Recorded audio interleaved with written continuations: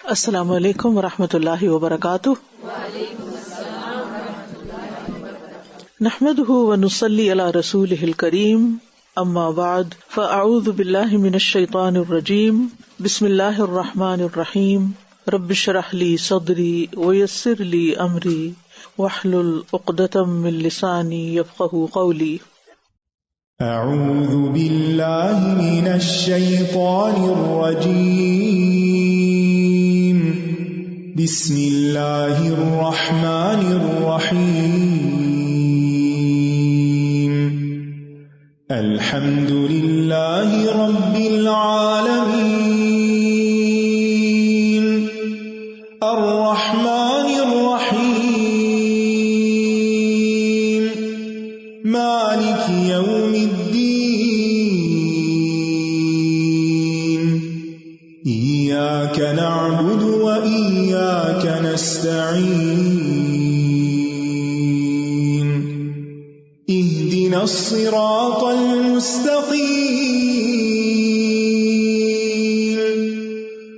صراط الذین انعمت علیہم غیر المغضوب علیہم ولا الضالین۔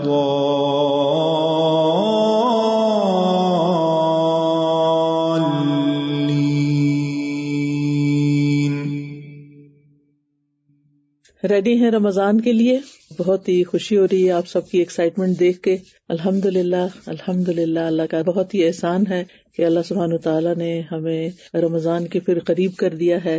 اللہ سبحانہ وتعالیٰ ہمیں رمضان تک پہنچا دے اور اللہ سبحانہ وتعالیٰ ہم پر اپنی رحمتیں نازل کرے، جیسے کہ آج یہاں پر بہت رحمت نازل ہو رہی ہے۔ اس وقت تیز برف باری ہو رہی ہے اور میں اکیلی اپنے ڈیسک پر بیٹھی ہوں اور انجوائے بھی کر رہی ہوں۔ سامنے ونڈو سے بہت خوبصورت سین نظر آ رہا ہے۔ یہ میری زندگی کا پہلا استقبال رمضان کا پروگرام یا پہلی کلاس کہہ لیں کہ جس میں میں بالکل تنہا ہوں۔ کچھ دن پہلے میں کسی سے کہہ رہی تھی کہ مجھے تنہائی بہت پسند ہے، میں اپنی تنہائی کو بہت زیادہ انجوائے کرتی ہوں، لیکن مجھے یہ نہیں پتا تھا کہ کسی دن مجھے تنہا کلاس بھی لینی پڑے گی۔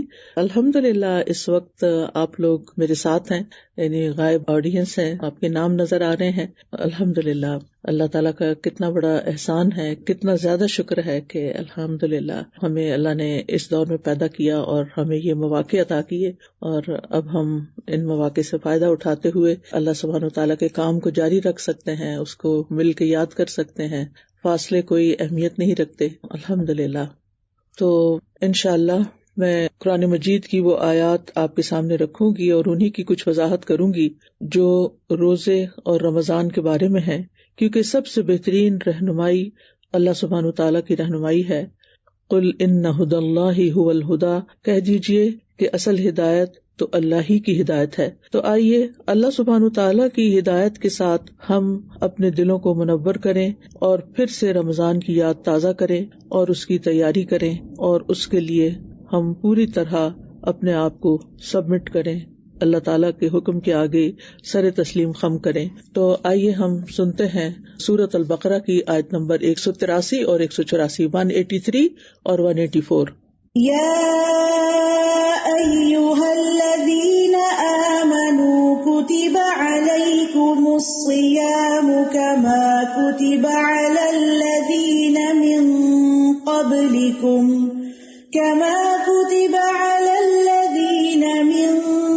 قبلکم لعلکم تتقون ایاما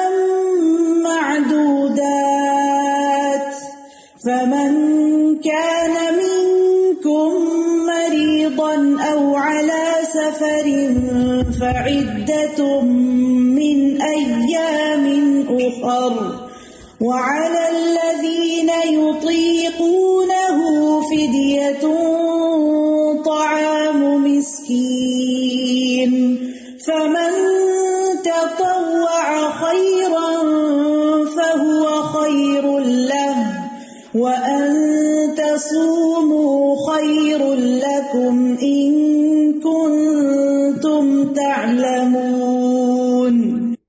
اے لوگو جو ایمان لائے ہو، تم پر روزے رکھنا فرض کر دیا گیا ہے۔ فرض عبادت ہے، جیسا کہ تم سے پہلے لوگوں پر فرض کیا گیا تھا. یعنی پچھلی شریعتوں میں بھی روزہ فرض تھا. کیوں فرض کیا گیا؟ تاکہ تم متقی بن جاؤ، تقوی والے بن جاؤ. گنتی کے چند دن ہیں، سارا سال نہیں، کئی مہینے نہیں، چند دن. یہ بھی نہیں فرمایا کہ ایک مہینہ، مہینے کا لفظ نہیں ہے، گنتی کے چند دن ہیں. پھر جو کوئی تم میں سے بیمار ہو یا سفر پر ہو تو دوسرے دنوں میں گنتی پوری کر لے، یعنی قضا روزے رکھ لے. بیماری یا سفر کی حالت کی وجہ سے اگر روزہ چھوڑنا پڑے تو گنتی پوری کرنا ضروری ہے. 29 کا مہینہ ہے تو 29 کی گنتی پوری کرے گا، 30 کا مہینہ ہے تو 30 کی گنتی پوری کرے گا. اور جو لوگ طاقت رکھتے ہوں وہ ایک مسکین کا کھانا فدیہ دے دیں. یعنی اگر ایسی بیماری ہے جس میں شفا یاب ہونے کی امید نہیں تو پھر وہ فدیہ دے دیں. بس جو کوئی خوشی سے نیکی کرے تو وہ اس کے لیے بہتر ہے، اور یہ کہ تم روزہ رکھو تمہارے حق میں بہتر ہے اگر تم جانتے ہو. یہ جملہ بڑا اہم ہے. بس جو کوئی خوشی سے نیکی کرے تو وہ اس کے لیے بہتر ہے. یہ فدیہ دینے سے متعلق بھی ہے اور اوور آل بھی ایک اصول بھی ہے زندگی کا جو ہمیں بنا لینا چاہیے. فمن تطوع خیرا فہو خیر اللہ، کہ نیکی کا جو کام بھی ہم کریں دل کی خوشی کے ساتھ کریں. تو بہرحال یہاں پر ہم دیکھتے ہیں کہ اللہ سبحانہ تعالیٰ نے ایمان والوں سے خطاب کیا ہے. یا ایھا الذین آمنوا، الحمدللہ کہ ہم سب ایمان والے ہیں. ایمان کی نسبت سے اللہ تعالیٰ نے ہمیں پکارا ہے، لہٰذا ہمیں اپنی ایمان کی قدر و قیمت جاننی چاہیے اور اس ایمان پر اللہ کا شکر ادا کرنا چاہیے. اور پھر روزے کی فرضیت کا بتا دیا گیا کہ یہ ایک فرض عبادت ہے. اور پھر روزہ ان احکامات میں سے ہے، یعنی وہ شرعی حکم ہے جو ہر زمانے میں رہا ہے، یعنی صرف تمہارے لیے نہیں، پہلوں کے لیے بھی یہ فرض تھا. روزہ کیا ہے؟ روزے کے لیے عربی میں لفظ صوم استعمال ہوتا ہے. صوم کا لفظ سیام سے ہے جس کا معنی ہوتا ہے رک جانا، اور شریعت میں طلوع فجر سے غروب شمس تک روزہ توڑنے والی چیزوں کو چھوڑ کر اللہ کی اطاعت بجا لانے کا نام روزہ ہے. یعنی ان چیزوں سے بچنا ہے جو روزہ توڑنے والی ہوں، اور روزے کی حالت میں اللہ کی اطاعت کے کام کرنے ہیں. اور بذات خود روزہ رکھ کر ہم دراصل اللہ تعالیٰ کی اطاعت کا ثبوت دے رہے ہوتے ہیں. روزہ ایک فرض عبادت ہے. مسند احمد کی روایت میں آتا ہے ابو ذر رضی اللہ عنہ سے کہ انہوں نے پوچھا، اے اللہ کے رسول، ما الصوم، روزہ کیا ہے؟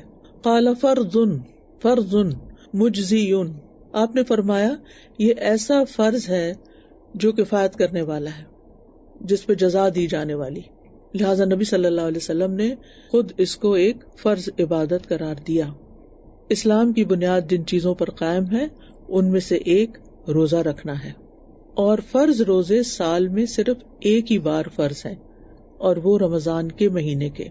اور مقصود کیا ہے؟ لعلکم تتقون، یعنی روزے کی فرضیت کی حکمت بیان کی جا رہی ہے، اور وہ ہے کہ تم اللہ عز و جل کا تقوی اختیار کرو. گویا ہمارا جو روزہ رکھنے کا ہدف ہے، روزہ تو ایک عمل ہے نا، اور جہاں ہم نے پہنچنا ہے وہ کیا ہے؟ وہ تقوی ہے. تقوی ہماری منزل ہے کہ ہم نے تقوی اختیار کرنا ہے. لہذا روزہ رکھنے کے مقاصد میں سب سے اول اہم ترین مقصد تقوی کا حصول ہے، اور یہی اس کی سب سے بڑی حکمت ہے، سب سے بڑی مصلحت ہے. اس کے علاوہ جو دینی، دنیاوی، طبی، اجتماعی مصلحتیں ہیں وہ سب سیکنڈری ہیں، ثانوی ہیں.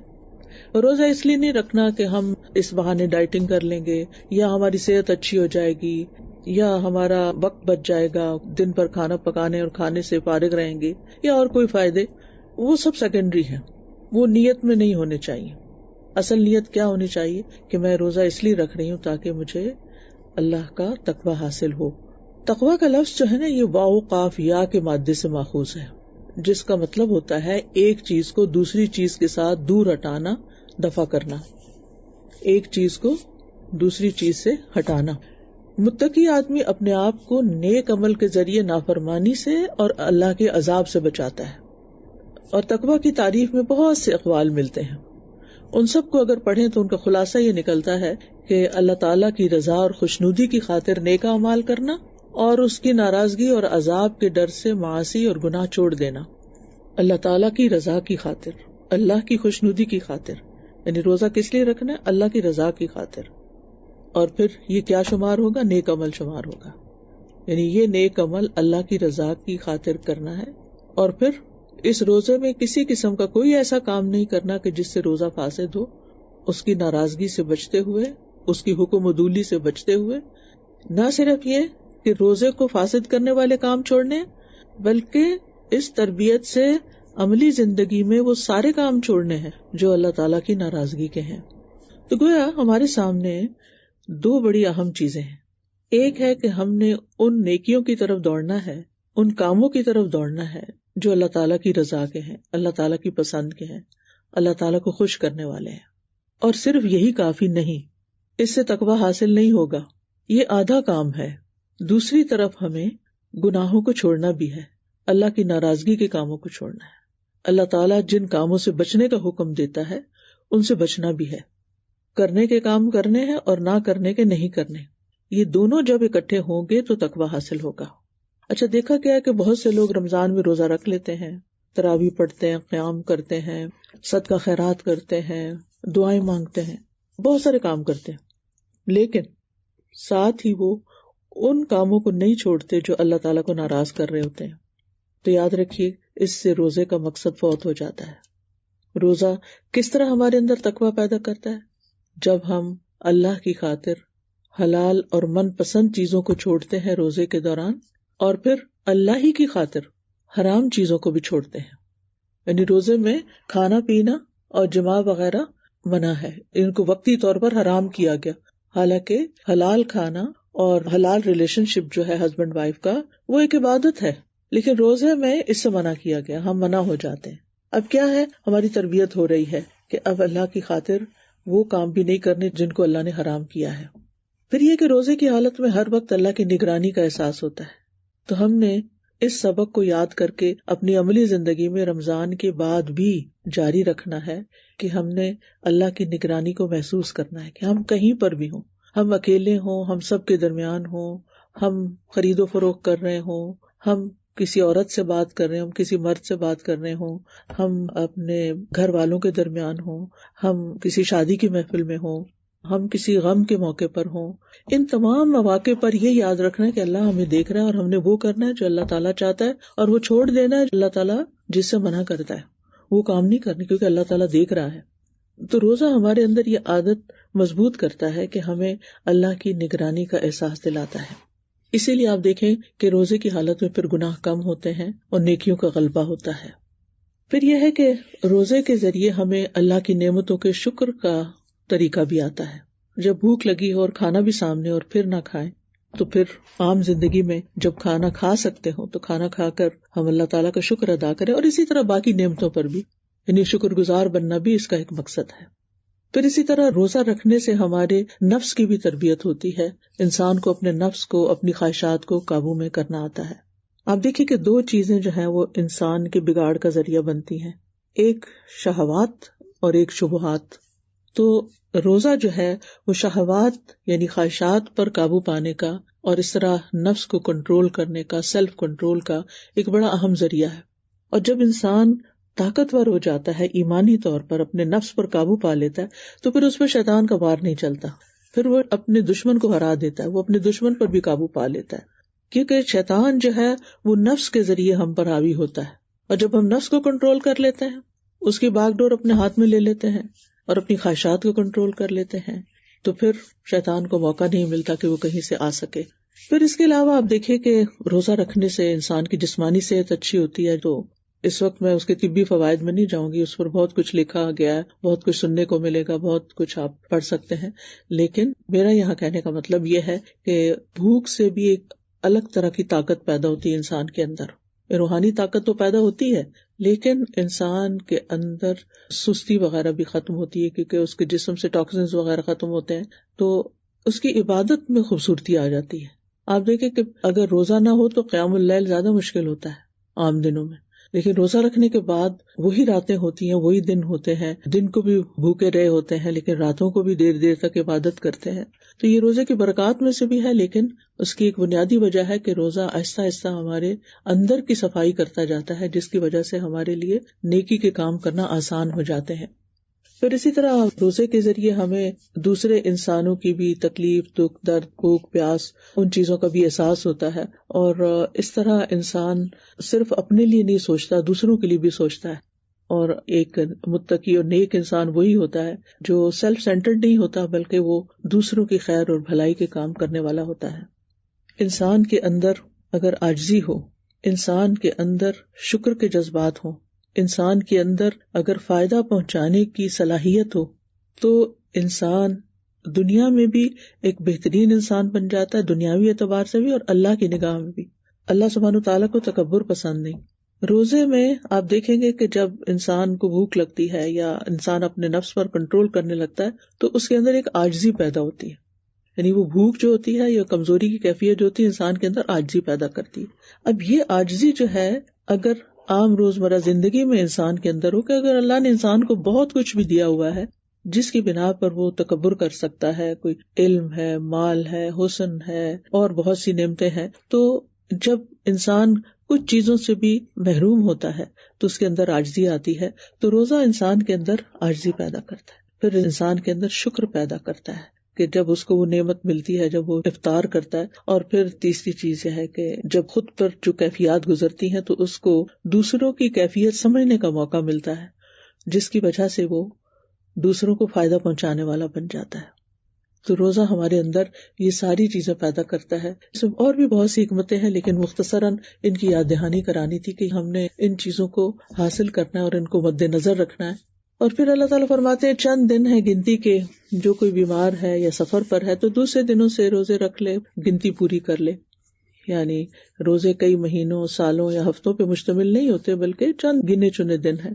اور بیمار اور مسافر کو پھر بھی رخصت ہے. اس سے ہمارے دین کی خوبصورتی پتہ چلتی ہے کہ اس میں کیسی رعایت ہے. یعنی ایک چیز جو فرض ہے، ڈیوٹی ہے، لیکن اس میں رعایت. ہمیں بھی اپنی زندگی میں اس چیز کو لانا چاہیے کہ بعض اوقات ہم دوسرے انسانوں کے ساتھ جب معاملہ کر رہے ہوتے ہیں، ان کو کچھ ذمہ داریاں سونپ رہے ہوتے ہیں، تو پھر ان کا ایک ہیومن آسپیکٹ بھی ہوتا ہے کہ ان کے اندر بیماری بھی ہو سکتی ہے، ان کے اندر کچھ ایسی مجبوری ہو سکتی ہے کہ جس کی وجہ سے اگر وہ اپنا کوئی کام پورا نہ کر سکیں، جیسے گھر کے ملازم ہی ہو سکتے ہیں، تو وہاں پر ان کے ساتھ رعایت برتنے والے ہوں. اور ویسے بھی زندگی میں دوسرے انسانوں کے ساتھ رعایت برتنا کہ کسی نے اگر آپ کا حق پورا نہیں بھی دیا تو کوئی بات نہیں، اس کی مجبوری کو، اس کی ضرورت کو اگر انسان سمجھے تو انسان کے لیے کام کرنا آسان ہو جاتا ہے. اور پھر آپ دیکھیں وَعَلَى الَّذِينَ يُطِيقُونَهُ فِدْيَةٌ طَعَامُ مِسْكِين، اور جو شخص بڑھاپے یا بیماری کی وجہ سے یعنی جسے شفا یابی کی امید نہ ہو، روزہ رکھنے میں مشقت محسوس کرے، وہ مسکین کو کھانا بطور فدیہ دے دے. اور یہ بھی کہا جاتا ہے کہ یہ ابتدا میں آیت نازل ہوئی تھی کہ جو لوگ طاقت رکھتے ہیں اور پھر نہیں رکھ سکتے، یعنی ابتدا میں رعایتیں زیادہ دی گئی تھی، تو وہ ایک مسکین کا کھانا فدیے میں دے دے. اب فدیہ کیا ہے؟ جو کھانا آپ روز کھاتے ہیں ایک وقت کا دے دے. اور آپ دیکھیے کہ فمن تطوع خیرا فہو خیر اللہ، جو خوشی سے نیکی کرے اس کے لیے بہتر ہے. یعنی جو کوئی ایک مسکین سے زیادہ کئی لوگوں کو کھانا کھلا دے تو یہ اس کے لیے بہتر ہے، یا پھر یہ کہ جو فدیے کے ساتھ ساتھ بعد میں اگر ہمت آ گئی روزہ رکھے تو یہ اس کے لیے بہتر ہے. وَأَن تَصُومُوا خَيْرٌ لَكُمْ، اور یہ کہ تم روزہ رکھو یہ تمہارے حق میں بہتر ہے. ان کنتم تعلمون، اگر تم جانتے ہو. یعنی ابتدا میں لوگوں کو شوق دلایا گیا کہ روزہ رکھنا زیادہ بہتر ہے فدیہ دینے سے. اور عام حالات میں بھی آپ دیکھیں کہ اگر ایسے بزرگ ہیں کہ روزہ رکھنے میں انہیں زیادہ مشقت ہوتی ہے، لیکن پھر بھی وہ اگر کوشش کریں اور رکھنا چاہیں تو ان کو رکھنا ہی زیادہ بہتر ہے. کیونکہ بعض اوقات انسان اپنے آپ کو انڈر ایسٹیمیٹ کرتا ہے، میں یہ نہیں رکھ سکوں گا، میں یہ نہیں کر سکوں گا. صحت مند اچھے بھلے لوگ بھی آپ دیکھیں کہ بعض اوقات سخت گرمی ہوتی ہے تو وہ سوچتے ہیں کہ لگتا ہے اس سال میرے سے روزے رکھنے مشکل ہوں گے، یا کوئی چھوٹی موٹی بیماری ہو جاتی ہے تو انسان پہلے سے گھبرا اٹھتا ہے. تو اگر یہ بات یاد رہے وَأَن تَصُومُوا خَيْرٌ لَكُمْ إِن كُنتُمْ تَعْلَمُونَ، یعنی اگر تمہارے سامنے اس کا اجر آ جائے اور اس کا فائدہ تمہیں پتہ چل جائے تو پھر تو تم روزہ ہی ضرور رکھو گے. اور ویسے بھی آپ دیکھیں کہ اللہ سبحانہ وتعالیٰ فرماتے ہیں کہ ایک نیکی کا ثواب 10 گنا سے 700 گنا تک ہے. یہ حدیث قدسی ہے. اور روزہ صرف میرے لیے ہے، میں اس کا بدلہ دوں گا. یعنی باقی نیکیوں کا بدلہ بتا دیا گیا کہ کتنے % ملے گا تمہیں، لیکن روزے کا بدلہ اللہ تعالیٰ خود دے گا. یعنی اس کا ثواب جو ہے، اس کا اجر جو ہے وہ ان گنت ہے، بے شمار ہے، انسان اس کو امیجن بھی نہیں کر سکتا. اور پھر سب سے بڑا فائدہ کیا ہے؟ روزہ آگ سے ڈال ہے. یعنی آگ بہت بڑی بلا ہے، جہنم بہت بڑی مصیبت ہے، اس سے بڑی کوئی تکلیف کی چیز نہیں. تو روزہ جو ہے انسان کو آگ کی طرف جانے سے روکتا ہے، یہ آگے آ جائے گا، اس کے لیے ڈھال بن جائے گا. جیسے میدان جنگ میں دشمن کے وار سے بچنے کے لیے ڈھال ہوتی ہے. اور پھر روزہ دار کے منہ کی بو اللہ کے نزدیک مشک سے زیادہ بہتر ہے. اور بھی بہت سی احادیث ہیں جس سے موٹیویٹ کیا گیا کہ روزہ رکھنا کتنا فائدے کا ہے. وہ احادیث آپ کتابوں میں پڑھتے بھی ہیں، سن بھی چکے ہیں. یہاں صرف چند اہم باتوں کی طرف توجہ دلانا مقصود ہے، اس لیے میں ان ساری تفصیلات کو چھوڑ رہی ہوں. پھر آپ دیکھیں کہ روزے فرض کرنے کے لیے اللہ تعالیٰ نے رمضان کے مہینے کو منتخب کیا، اور قرآن کو نازل کرنے کے لیے بھی رمضان کے مہینے کو منتخب کیا. اس سے خاص طور پر اس مہینے کی اہمیت ہمارے سامنے آتی ہے. سادہ جی، آج جو عدت کی بات ہوئی نا کہ ایام معدودات کے یہ گنتی کے چند دن ہیں، تو میں سوچ رہی تھی کہ سبحان اللہ کتنی چیزوں میں ایسا ہوتا ہے کہ کبھی کبھی ہم کچھ کرنے سے جیسے روک دیے جاتے ہیں نا، جیسے آج ہم انسٹیٹیوٹ جانے سے روک دیے گئے. الحمدللہ اللہ ہی کا اس میں حکم تھا. اور دوسری ایک اور چیز ذہن میں آ رہی تھی کہ جیسے خواتین جو بیوہ ہو جاتی ہیں، جو ان کی عدت کی مدت اللہ تعالیٰ نے رکھی ہے، یا پھر یہ کہ ہم کسی بیماری کا شکار ہو کے کبھی کسی کام سے رک جاتے ہیں، تو اس میں اللہ تعالیٰ کی کتنی حکمت ہوتی ہے. اور پھر وہ ٹائم ہمارے لیے ایسا ہوتا ہے کہ ہم اس میں اپنی ساری انرجیز کو ری گین کریں، اپنی ساری سوچوں کو دوبارہ سے پازیٹیو کریں، اور اپنے اندر ایک نئی جو ہے وہ قوت اور جہد پیدا کریں کہ آگے ہمیں اور مزید کتنے اچھے کام کرنے ہیں. تو یہ جو رک جانا ہے نا حلال چیزوں سے، یہ اللہ تعالیٰ کی ہمارے لیے ایک بہت بڑی رحمت ہے، جس میں اللہ تعالیٰ ہمیں بہت کچھ سکھانا چاہتے ہیں. بالکل آپ نے صحیح کہا، آپ نے میرے دل کی بات کی کہ بعض اوقات اللہ سبحانہ وتعالیٰ کچھ چیزوں سے ہمیں جب روکتے ہیں تو اس کے بڑے ہی فائدے ہوتے ہیں. رکنا ایک مشکل کام ہوتا ہے نا. ہم سب سیڈ تھے کہ انسٹیٹیوٹ بند ہو گیا اور آڈینس نہیں، لیکن اس وقت میں اپنے آپ کو کھنگال رہی تھی کہ میں ہمیشہ دعا کرتی ہوں کہ اللہم انی اسألک الرضا بعد القضاء، کہ اللہ تقدیر کے نافذ ہونے کے بعد مجھے راضی کر دینا. تو میں کتنی راضی ہوں. الحمدللہ دل میں ایسی ٹھنڈک تھی، ایک لمحے کے لیے بھی کوئی تکلیف، کوئی غم، پریشانی، کوئی فکر لاحق ہی نہیں ہوئی کہ یہ سب کچھ آج بند کیوں ہو گیا اور میں اکیلے بیٹھ کے یہ کیسے کروں گی. الحمدللہ کہ یعنی ہم کچھ چاہتے ہیں اور اللہ تعالیٰ ہمارے لیے کچھ اور چاہتے ہیں، اور جو اللہ تعالیٰ ہمارے لیے چاہتے ہیں اسی میں ہمارا فائدہ ہوتا ہے، اور وہی ہمارے لیے خیر و برکت کا باعث ہوتی ہے. یعنی اللہ تعالیٰ مختلف سچویشن میں ڈال کر ہمیں آزماتے ہیں کہ ہم اس وقت کرتے کیا ہیں. اب ہم کیا اطاعت گزار ہیں، اس کی رضا پہ راضی ہیں، یا پھر ہم اپسیٹ ہیں. اگر ہم اپسیٹ ہیں تو اس کا نقصان اللہ تعالیٰ کو تو کچھ بھی نہیں، خود ہم ہی کو ہے. تو اللہ سبحانہ وتعالیٰ ہمیں ہمیشہ رکنے والی چیزوں سے روک کر اپنی رضا سے نوازے. استاذہ، جیسے آج کا جو میں نے ٹیک اوے لیا، ابھی میں سے آپ کو جو پڑھا رہی تھی اس میں تھا کہ کام کو خوشی سے کرنا. تو رمضان اب آہستہ آہستہ جیسے پیچھے آتا جا رہا ہے، اور جو ورکنگ لوگ ہوتے ہیں، ظاہر جاب کر رہے ہوتے ہیں، تو اس میں اکثر جیسے ہم اسلامک ادارے میں کام کر رہے ہیں تو اس میں کامنٹ آتا ہے کہ ہم تو اسلامک ادارہ ہیں تو ہمیں تو چاہیے کہ رمضان میں چھٹیاں دے دیں، اور آخری اسپیشلی جو عشرہ ہے تو ہم کیوں کام لیے جاتے ہیں نا، تو چھٹیاں دے دیں. تو میں سوچ رہی تھی کہ جب ہم دین کے لیے کام کر رہے ہوتے ہیں، چاہے وہ رمضان ہے یا جو بھی ہے، تو اس کام کو بھی خوشی سے کرنا بھی اس کو عبادت بنا دیتا ہے. بالکل. کہ اگر ہم جاب کریں تو وہ جاب روزے کے ساتھ اتنی ہی فروٹفل ہوگی، وہ بھی عبادت میں کنسیڈر ہوگی. تو مجھے لگ رہا تھا یہ میرا ٹیک اوے ہوگا. آپ دیکھیے کہ مجھے تو ہمیشہ جنگ بدر یاد آتی ہے کہ وہ رمضان میں ہوئی تھی. صحابہ نے یہ تھوڑی کہا تھا کہ ابھی تو رمضان ہے، تھوڑا ٹھہر جائیں، یا لوگ اس کو عذر بنا لیتے. لیکن جب اللہ کا حکم آ گیا تو بس چل پڑے. شہر رمضان الذی انزل فیہ القرآن ھدی للناس وبینات من الھدی والفرقان فمن شہد منکم الشہر فلیصمہ ومن كان مريضا أو على سفر فعدة من أيام أخر يريد الله بكم اليسر ولا يريد بكم العسر ولتكملوا العدة ولتكبروا الله على ما هداكم وَلِتُكَبِّرُوا اللَّهَ عَلَى مَا هَدَاكُمْ وَلَعَلَّكُمْ تَشْكُرُونَ.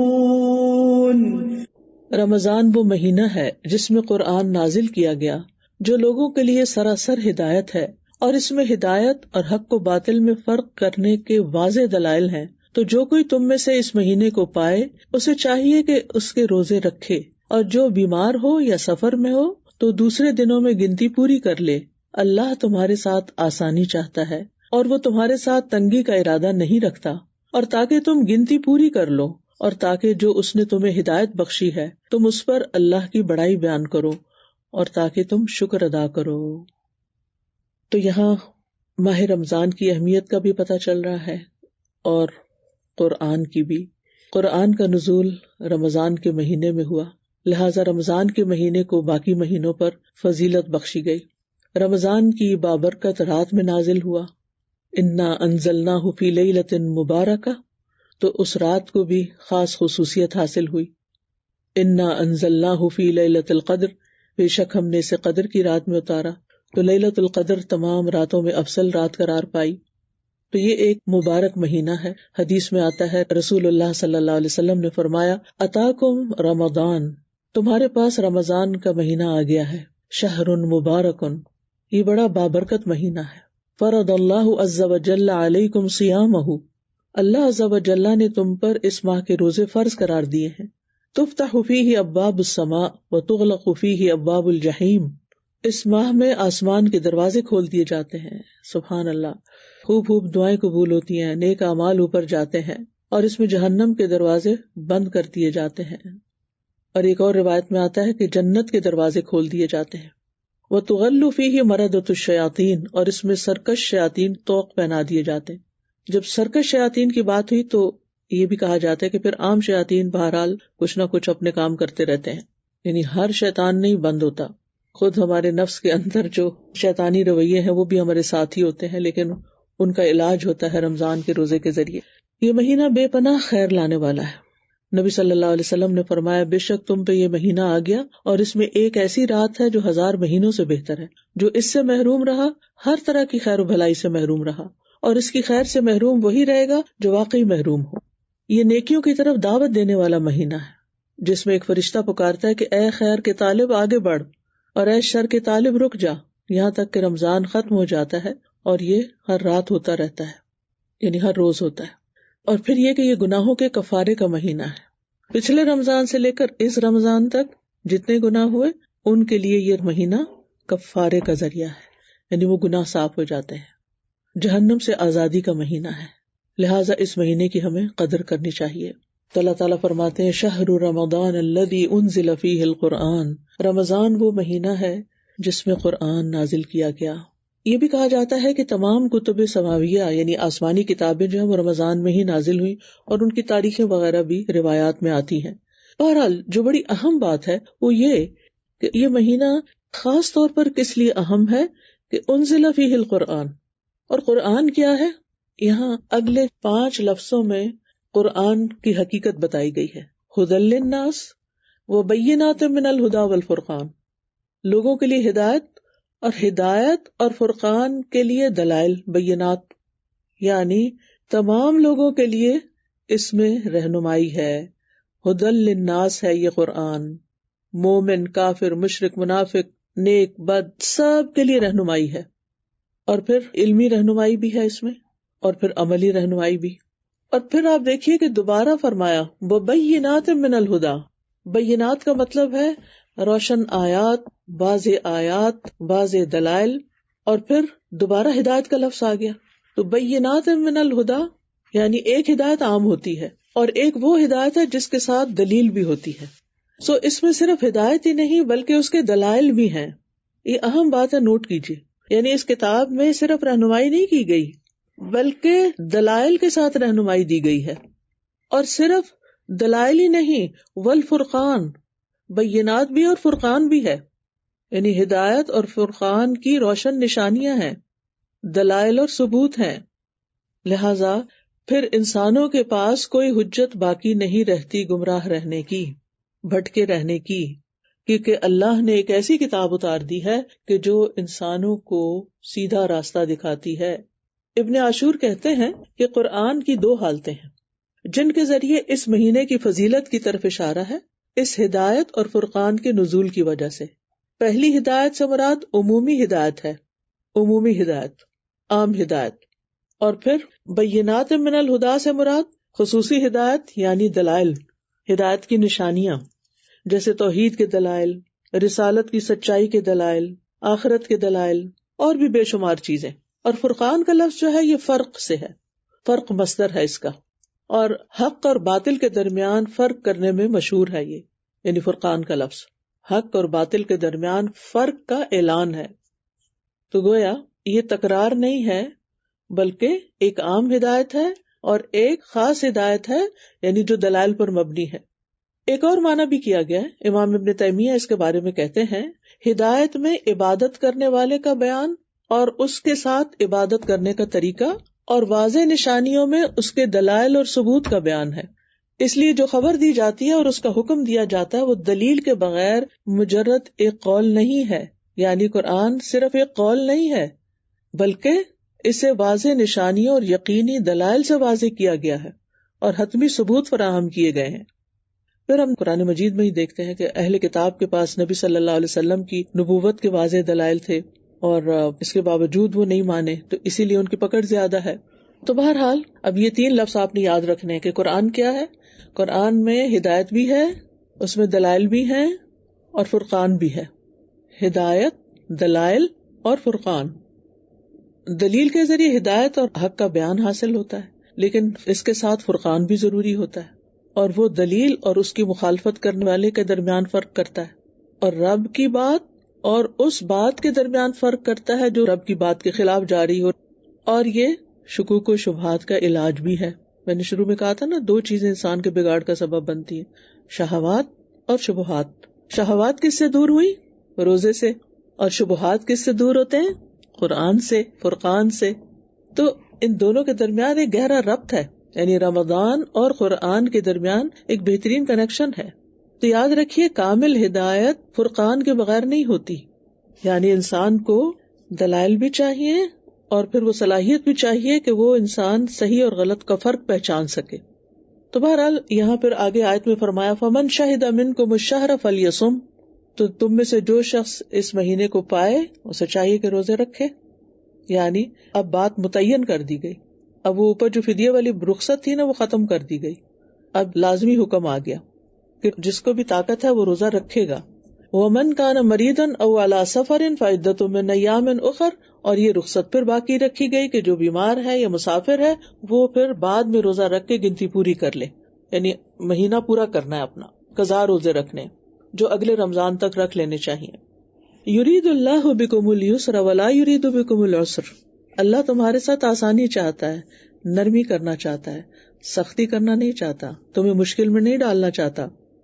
یعنی یہ ایک ایسی عبادت ہے کہ جو اگرچہ نفس پر بھاری ہے لیکن پھر بھی ان مع العسر یسرا، اس بھوک میں، اس تکلیف میں بندے کے لیے بہت سی آسانیاں بھی ہیں. اللہ تعالیٰ نے ایسے روزے رکھنے کا ہمیں حکم نہیں دیا کہ جو ہمارے لیے انتہائی مشقت والے ہو جائیں، مشکل والے ہو جائیں، اور پھر اگر کسی پر اتنے روزے کی بھی مشقت ہے تو اس کے لیے رخصت بھی ہے.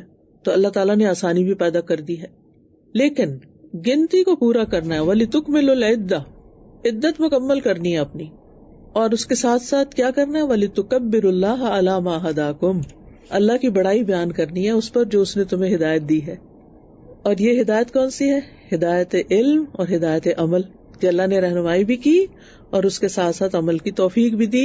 لہٰذا جب رمضان کے روزے آپ رکھیں اور اس میں قرآن کے ساتھ ایک خاص تعلق قائم کریں اور عام دنوں سے زیادہ قرآن کو پڑھائیں اور یہ سارے کام آپ سے ہو جائیں اور آپ خود پر حیران ہو کہ کیا میں نے یہ سب کچھ کر لیا، یہ سب کچھ کیسے ہو گیا، تو اس میں کسی تکبر اور فخر کی ضرورت نہیں، اپنے آپ کو کریڈٹ دینے کی ضرورت نہیں. کیا کرنا ہے؟ اللہ کی بڑائی بیان کرنی کہ یہ اللہ کا فضل ہے، یہ اللہ کا کرم ہے، یہ اللہ ہی نے کروایا ہے. اس ہدایت پر، یعنی یہاں پر ہدایت علم بھی اور ہدایت عمل بھی، ہدایت ارشاد بھی اور ہدایت توفیق بھی، یہ سب اللہ ہی کی طرف سے ہے، اس کے دینے سے. قرآن ہدایت ہے نا، فرقان ہے، کس نے بھیجا؟ کس نے یہ بندوبست کیا؟ کس نے رحم فرمایا ہم پر؟ الرحمن علم القرآن، یہ اللہ سبحانہ و تعالیٰ نے کیا. لہٰذا بڑائی تو اللہ ہی کے لیے ہے جس نے یہ سب دیا، اور پھر اس پر عمل کی توفیق کس نے دی، اور خاص طور پر رمضان میں جو عام دنوں سے زیادہ نیکی کی توفیق کس نے دی، یہ بھی اللہ نے دی، رہنمائی بھی اس نے کی، عمل کی توفیق بھی اس نے دی، لہٰذا بڑائی تو اللہ ہی کے لیے ہے۔ جب انسان اس طرح کی سوچ رکھتا ہے تو پھر انسان اللہ کی نظر میں بڑا ہوتا ہے، لیکن اگر انسان سمجھے یہ سب کچھ میرا اپنا کوئی کمال ہے تو پھر یہ شیطانی رویہ ہو جاتا ہے۔ یعنی آپ دیکھیں کہ تکبیر کا کیا مطلب ہوتا ہے، بڑائی بیان کرنا۔ تو جب انسان کو کوئی نعمت ملتی ہے تو وہ اپنے آپ کو بڑا سمجھنے لگتا ہے، اپنے آپ کو دوسروں سے بلند محسوس کرنے لگتا ہے، لیکن ہمیں خود کو بلند نہیں کرنا اور تکبر نہیں کرنا، تکبیر کرنی ہے۔ تکبر نہیں، اللہ کی تکبیر، دونوں کا روٹ ایک ہی ہے، یعنی نیکی پر کسی قسم کا کوئی تکبر نہیں کرنا، بلکہ نیکی کرنے کی توفیق ملنے پر اللہ سبحانہ تعالیٰ کی تکبیر بیان کرنی ہے، بڑائی بیان کرنی ہے۔ وَلَعَلَّكُمْ تَشْكُرُونَ، اور تاکہ تم شکر گزار ہو جاؤ۔ کس چیز پر شکر گزار ہو؟ کہ اللہ نے ہمارے لیے آسانی چاہی، اللہ نے ہمارے لیے مشکل نہیں کی، اللہ نے ہمیں بعد میں گنتی مکمل کرنے کی اجازت دی، اور اللہ نے ہمیں تکبیر کہنا سکھائی، اللہ نے ہماری رہنمائی کی۔ تو یہ ساری نعمتیں ہیں، ان نعمتوں پر اور اس سے زیادہ قرآن کی نعمت اور پھر رمضان کی اور روزے کی، یہ سارے اللہ سبحانہ تعالیٰ کے خاص احسانات ہیں ہم پر، لہٰذا ہمیں شکر ادا کرنا ہے۔ اور شکر کی حقیقت کیا ہے؟ کہ جس نے نعمتیں دی ہیں اس کی اطاعت کی جائے، اس کے احکامات پر پھر مزید آئندہ رمضان کے بعد بھی عمل کیا جائے، اور جن چیزوں سے اس نے روکا ہے ان سے رکا جائے، جن چیزوں کو اس نے حرام قرار دیا ہے ان کو حرام سمجھا جائے، ان کو چھوڑ دیا جائے، اور جن چیزوں کو اس نے کرنے کا حکم دیا ہے وہ کی جائے، یہی اصل شکر ہے۔ تو اس سے یہ پتہ چلتا ہے کہ رمضان کو قرآن کی وجہ سے شرف ملا ہے، اللہ نے اس کو روزے کے ساتھ شرف بخشا ہے، لہٰذا ہمیں اس پر اللہ کا شکر ادا کرنا ہے۔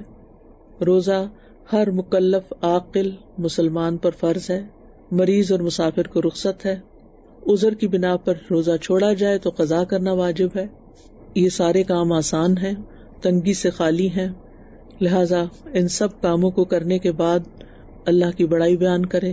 عید کے دن خاص طور پر تکبیرات خوب پڑھیں، یعنی عید کے دن کا آغاز، اور پھر اطاعت کے عہد کریں۔ انشاءاللہ پورے رمضان میں آپ قرآن مجید کے ساتھ خاص تعلق قائم کریں گے، اور جو جو احکامات ملتے جائیں گے ان پر دل کے ساتھ یہ کہیں گے کہ اللہ ہم انشاءاللہ ان پر عمل کریں گے۔ آپ دورہ قرآن کروائیں یا دورہ قرآن سنیں یا قرآن کا کچھ حصہ پڑھیں اور فکر تدبر کے ساتھ، تو آپ ساتھ ساتھ اپنے دل میں عہد کرتے جائیں اور دعائیں بھی مانگتے جائیں، اللہ مجھے توفیق دے کہ میں تیرے اس حکم پر بھی عمل کروں۔ یعنی رمضان ہماری تربیت کا مہینہ ہے جس کے بعد ہمیں ایک نیا انسان بن کر سامنے آنا ہے۔ تو اللہ سبحانہ تعالیٰ سے دعا ہے کہ ہمیں اللہ تعالیٰ اس کی توفیق دے، اور رمضان چونکہ شہر القرآن ہے لہٰذا خاص طور پر روزے کے بعد جو اہم ترین نیکی آپ نے کرنی ہے وہ رمضان میں قرآن سے زیادہ تعلق جوڑنا ہے، اپنے لیے لازم کر لینا ہے۔ شہر انزل فیہ القرآن فالزم فیہ القرآن، یعنی اللہ نے اس میں قرآن اتارا ہے۔ ذرا سوچے، اس مہینے میں قرآن نازل ہوا ہے، لہٰذا ہم نے اپنے دلوں پر بھی اس کو نازل کرنا ہے، اپنے عملوں میں بھی اس کو لے کر آنا ہے، اور اس کے ساتھ ایک خاص تعلق قائم کرنا ہے۔ نبی صلی اللہ علیہ وسلم رمضان میں قرآن کا دور کیا کرتے تھے، جبریل علیہ السلام کے ساتھ رمضان کی ہر رات میں ملتے، یہاں تک کہ رمضان گزر جاتا اور وہ قرآن کا دور کرتے تھے۔ سلف صالحین بھی اس مہینے میں قرآن کی تلاوت کرنے اور اس کو سننے، سمجھنے اور تدبر کرنے اور عمل کرنے کو ایک بہت بڑی نیکی سمجھتے تھے۔ رمضان کا مہینہ داخل ہوتا تو سفیان ثوری سارے کام چھوڑ دیتے اور قرآن کی قرأت پر متوجہ ہو جاتے، کیونکہ وہ سمجھتے تھے کہ اس مہینے کا خاص شرف قرآن کا نزول ہے۔ جب رمضان آتا تو امام زہری کہتے یہ تو بس قرآن پڑھنے اور کھانا کھلانے کا مہینہ ہے، یعنی سحری اور افطاری کا اہتمام کرے انسان، صرف اپنے لیے نہیں، صرف اپنے گھر والوں کے لیے نہیں، دوسروں کے لیے بھی۔ امام مالک کے بارے میں آتا ہے کہ جب رمضان آتا تو حدیث پڑھانا چھوڑ دیتے تھے، قرآن کی طرف متوجہ ہو جاتے۔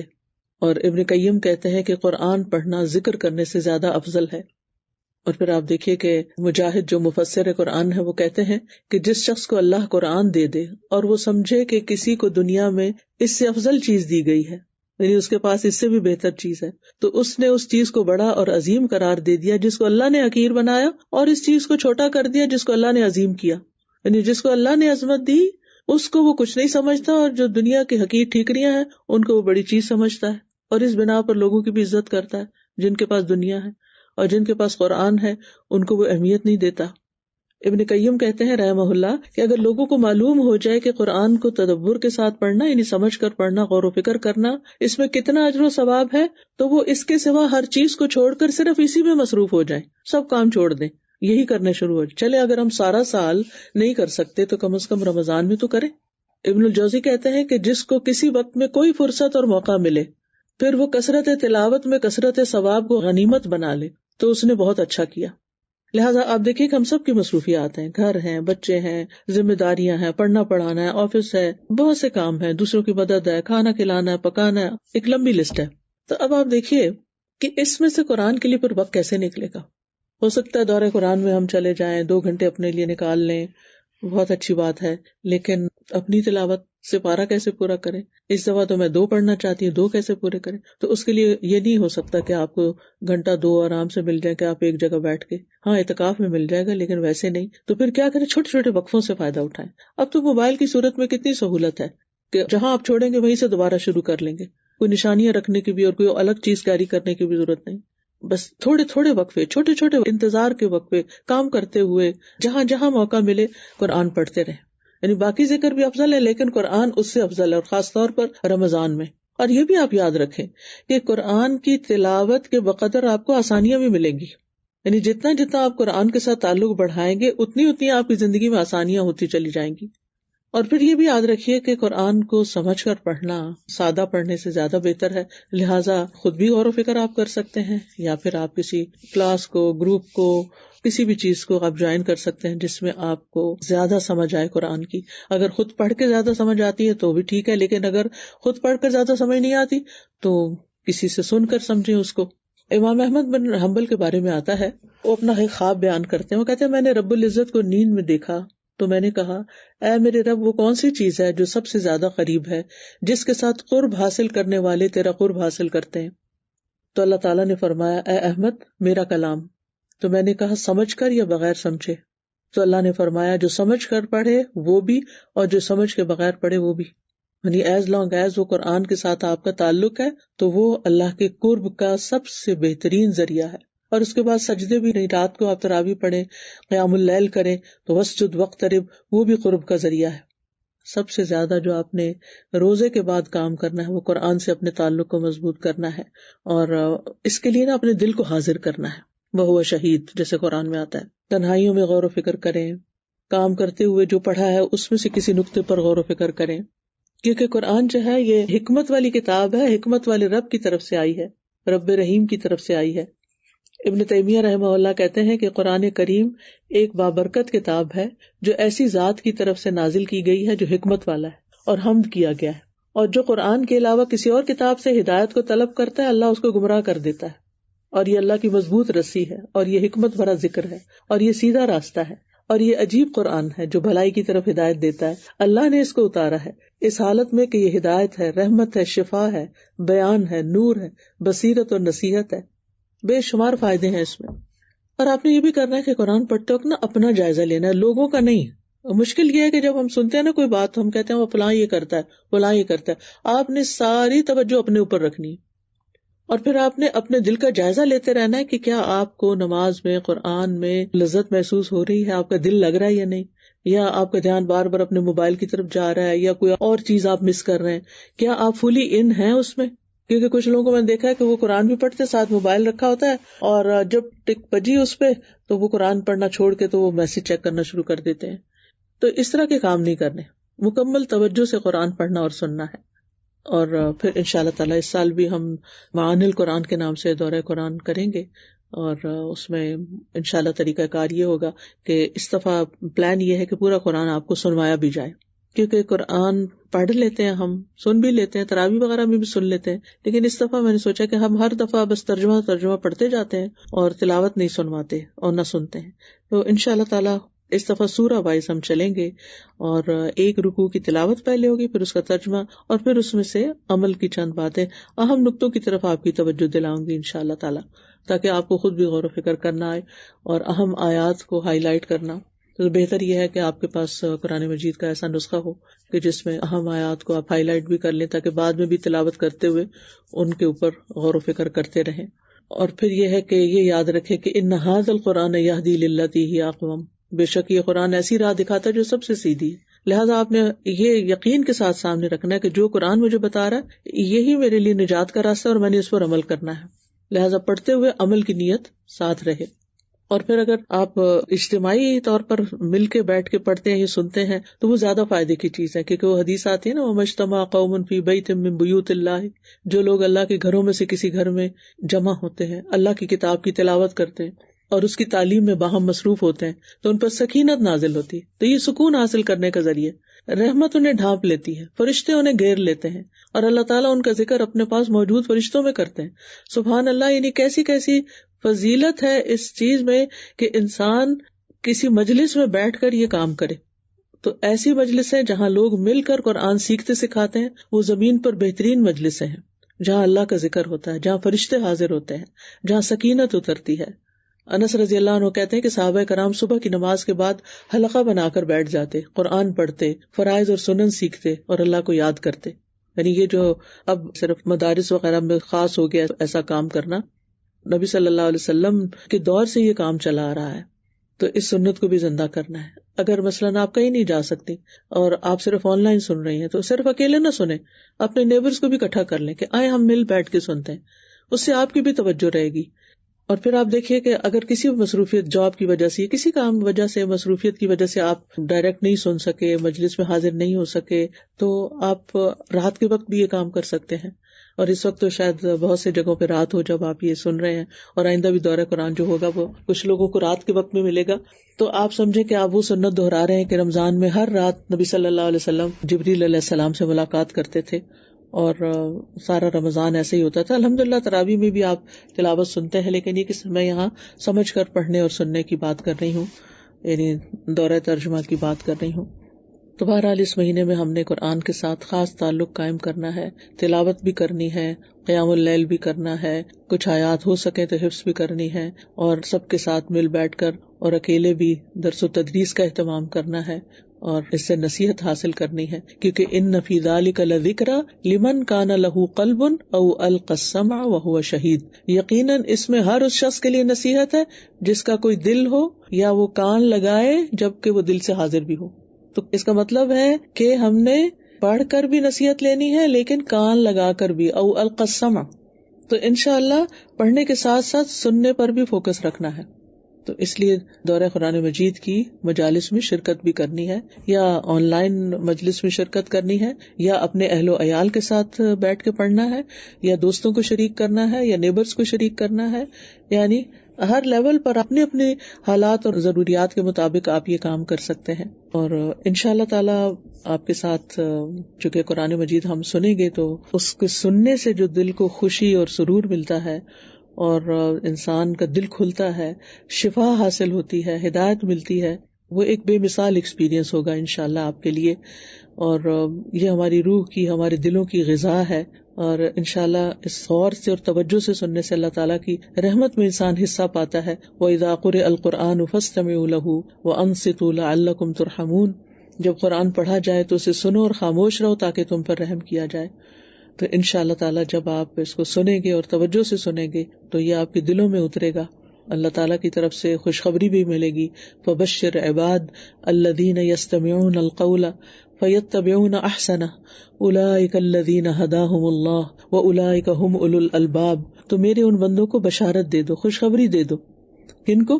وہ جو بات کو سنتے ہیں، غور سے سنتے. الَّذِينَ يَسْتَمِعُونَ الْقَوْلَ، پھر اس کے بہترین پہلو کی پیروی کرتے ہیں. یہی وہ لوگ ہیں جنہیں اللہ نے ہدایت دی.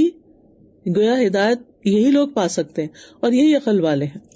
تو انشاءاللہ اس کتاب سے دنیا اور آخرت میں نور بھی آپ کو ملے گا، اندھیروں سے، غموں سے، پریشانیوں سے، بہت سی فکروں سے نجات ملے گی اور دل میں ایمان راسخ ہوگا. کیونکہ اللہ تعالیٰ فرماتے ہیں نا قرآن مجید میں، انما المؤمنون الذین اذا ذکر اللہ وجلت قلوبہم واذا تلیت علیہم آیاتہ زادتہم ایمانا وعلی ربہم یتوکلون. سچے مومن تو وہ ہیں کہ جب ان کے سامنے اللہ کا ذکر کیا جائے تو ان کے دل کانپ اٹھتے ہیں، یعنی دلوں پہ اثر ہوتا ہے. اور جب اللہ کی آیات انہیں سنائی جائیں تو ان کا ایمان بڑھ جاتا ہے. تو انشاءاللہ یہ رمضان قرآن سننے کے ساتھ آپ کے ایمان کو بڑھانے کا ذریعہ بنے گا اور وہ اپنے رب پر بھروسہ کرتے ہیں. پھر انسان میں توکل بھی آ جاتا ہے. ابن رجب کہتے ہیں کہ قرآن سننے سے دل میں ایمان مضبوط ہو جاتا ہے, انسان کے نفس کی تطہیر ہوتی ہے, انسان کے اخلاق بہترین ہوتے ہیں, کیونکہ نبی صلی اللہ علیہ وسلم کا اخلاق قرآن تھا, کیونکہ وہ آپ کے دل پر اترا. تو ہمارے بھی دل پہ جب اترے گا سننے کے ساتھ, تو پھر انشاءاللہ یہ بھی نصیب ہوگا کہ ہمیں اللہ سبحانہ و تعالیٰ ریاکاری سے اخلاص کی طرف لے جائے گا, اور برے اخلاق سے اچھے اخلاق کی طرف, اور تاریکیوں سے ہدایت کے نور کی طرف, اور سچائی کی طرف, اور شکوک و شبہات اور شہوات سے بھی انشاءاللہ نجات ملے گی. اور پھر آپ دیکھیے کہ سننے کے ساتھ ساتھ جب دلوں پہ اثر ہوتا ہے تو آنسو بھی بہتے ہیں. تو کوشش کیجئے کہ دل حاضر ہوں تاکہ آنکھیں بھی صاف ہوں, آنسو بھی آئیں, اور نیکیوں میں ہم دوڑ لگانے والے بنے, خاص طور پر جو صدقہ خیرات اور ان چیزوں میں بھی, کیونکہ نبی صلی اللہ علیہ وسلم رمضان میں جب جبریل علیہ السلام سے ملاقات کرتے تھے تو لوگوں کو بھلائی پہنچانے میں بارش لانے والی ہوا سے بھی زیادہ جود و کرم فرماتے. اور یہ صرف مال سے نہیں ہوتی تھی, ہر طریقے سے. اور صحابہ کرام کا بھی یہی طریقہ رہا. آپ کو معلوم ہوگا کہ کس طرح حضرت عمر جو اتنے سخت انسانوں میں سے تھے, ان کے اندر شدت تھی اور سختی تھی, لیکن جب ان کی بہن کے بارے میں انہیں پتا چلا کہ اسلام قبول کر چکی ہے اور ان سے قرآن سنا, قرآن کان کے ذریعے دل میں داخل ہوا, تو اسلام کا نور ان کے دل میں چمک اٹھا اور وہ اسلام کے لیے ایک بہت بڑی قوت بن گئے. تو بہرحال اس بات کے ساتھ میں بات مکمل کروں گی کہ قرآن کو مضبوطی سے تھام لیں. کتنے ہی نابینا ہیں جو قرآن کو دیکھنے کی تمنا کرتے ہیں لیکن دیکھ نہیں سکتے, تو جن کو اللہ نے آنکھیں دی ہیں وہ قرآن کو دیکھ کر بھی لذت حاصل کریں. کتنے ہی بہرے افراد ہیں جو قرآن کی تلاوت سننے کی آرزو رکھتے ہیں لیکن سن نہیں سکتے. اللہ نے ہمیں سننے کی طاقت دے رکھی ہے, لہٰذا ہم اس سننے پر شکر ادا کریں اور توجہ سے سنیں. تو ہم جنہیں اللہ نے سننے اور دیکھنے کی صلاحیت دی ہے, ہم پھر قرآن سے دور کیوں ہیں؟ ہمیں اپنی یہ دونوں صلاحیتیں, دونوں دروازے کھول کے رکھنے ہیں قرآن کے لیے, تاکہ قرآن ہمارے دلوں میں جگہ پکڑے اور دل سے پھر ہمارے پورے وجود میں سرایت کرے اور ہمیں عمل میں حصہ ملے. بارک اللہ فیکم. جی, آپ نے بتایا کہ قرآن کی وجہ سے رمضان کا شرف ہے, اور fasting is a way I think to celebrate this Ramzan this month. اور ہمارا ایک ریکویسٹ ہے سب سے کہ سب کو قرآن کی ہدایت کی ضرورت ہے, لیکن خاص طور پہ مسلم یوتھ کے لیے اراؤنڈ دا ورلڈ پلیز ضرور سب دعا میں شامل رکھیں کہ اللہ انہیں قرآن سے جوڑ دے. آمین. ان کے لیے اللہ تعالیٰ اچھے ٹیچرز مہیا کرے جو ان کی بات سمجھیں اور ان کو سمجھا سکیں, کیونکہ بہت سے لوگ یوتھ کے مسائل بیان کرتے ہیں, لیکن میں سمجھتی ہوں کہ اگر یوتھ کو اچھے استاد مل جائیں, اچھے رہنما مل جائیں, تو یوتھ کے اندر بہت پوٹینشیل ہوتا ہے. اب یہ ہے کہ اور تو کہیں نہیں ملتے, تو کم از کم آپ خود ہی بن جائیے. جو استاذہ میں نے یہ سیکھا ہے کہ چھوٹے چھوٹے وقفوں سے جو آپ نے بتایا فائدہ اٹھائیں, ان میں ہم قرآن کو, کیونکہ انفارچونیٹلی موبائل جو ہے وہ ہر ٹائم ہمارے پاس ہی ہوتا ہے, ہمارے ہاتھوں میں ہی ہوتا ہے, اس میں ہم قرآن کو کر لیں اور چھوٹے چھوٹے وقفوں میں جو بھی اگر ہمارا بزی اسکیجول ہے تو اس میں ہم قرآن کو جو ہے تلاوت کریں, اس کو پڑھیں. اس کے لیے میں ایک بات آپ سب سے یہ بھی کہنا چاہوں گی کہ آپ لوگ جیسے یونیورسٹی گوئنگ بچیاں ہیں یا کالجز میں جا رہی ہیں یا آپ کے بچے جا رہے ہیں, تو ان کو بھی یہ چیز سمجھائیں اور ان کے موبائل پر ایسی ایپس ڈاؤن لوڈ کر دیں جس میں قرآن مجید ہو اور وہ اس کو دیکھ کے پڑھ سکیں یا سن سکیں. اور دعائیں ایپ جو ہے وہ ان کو ڈاؤن لوڈ کر کے دیں. سب لوگ کم از کم 5 لوگوں کو دعائیں ایپ جو ہے وہ ضرور ڈاؤن لوڈ کروا کے دیں, تاکہ وہ اس سے دعائیں پڑھ سکیں اور اللہ تعالیٰ کے ساتھ کنیکٹ ہو سکیں. جی استاذہ, میں انڈیا سے ہوں. میں رمضان کے جیسے ایک ایک دن لمحہ بڑا قیمتی ہوتا ہے نا استاذہ, تو ایسے میں یہاں انڈیا میں خاص طور سے این افطار کے وقت نا گھر سے افطاری آتی ہے, افطاری کے تبادلے ہوتے ہیں, گھر سے آتا ہے برتن خالی کر کے, تو اس کے بارے میں استاذہ آپ کیا کہیں گے؟ مطلب ہمیں ظاہر ہے کہ اپنا کھانا دوسروں کے ساتھ شیئر کر لیں, دوسروں کا آپ کھا لیں, لیکن بہت وقت اس پہ لگا دینا اور رمضان کو ایک فاسٹنگ کے بجائے فیسٹنگ کا مہینہ بنا لینا اور صرف کھانے پینے پہ توجہ رکھنا, تو یہ تو اس کی روح کے خلاف ہے. روزے میں تو کہا جاتا ہے کھانا نہ کھاؤ اور جب ہمیں موقع ملتا تو ہم اگلی پچھلی کسر نکال دیں, یہ درست نہیں ہے. یہاں پہ مجھے حدیث یاد آ رہی تھی, نبی صلی اللہ علیہ وسلم نے فرمایا دلوں کو زنگ لگ جاتا ہے جیسے لوہے کو زنگ لگتا ہے. تو صحابہ کرام نے فرمایا کہ دلوں کو زنگ کیسے دور کریں, تو آپ صلی اللہ علیہ وسلم نے فرمایا کہ کثرت سے قرآن پڑھو اور موت کو کثرت سے یاد کرو. تو کثرت سے قرآن پڑھنا ہے تاکہ ہمارے دلوں کا زنگ انشاءاللہ دور ہو. جزاک اللہ خیر. اللہ کا قرب حاصل کرنے کے لیے سب سے اہم وسیلہ قرآن کی تلاوت ہے. ٹھیک ہے. وآخر دعوانا ان الحمد للہ رب العالمین. سبحانک اللہم وبحمدک اشہد ان لا الہ الا انت استغفرک واتوب الیک. السلام علیکم ورحمۃ اللہ وبرکاتہ.